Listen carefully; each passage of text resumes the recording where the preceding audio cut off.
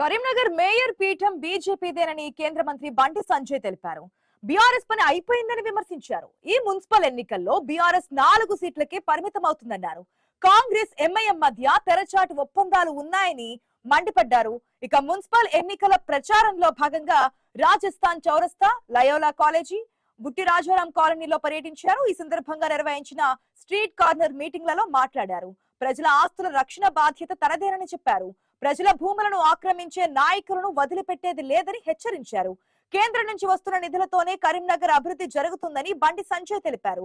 అమృత్ 2.0 పథకం కింద కరీంనగర్ కు 132 కోట్ల రూపాయలు మంజూరైనట్లుగా స్పష్టం చేశారు. స్మార్ట్ సిటీ నిధులతోనే రేకుర్తి ముఖ చిత్రం మారిందని చెప్పారు.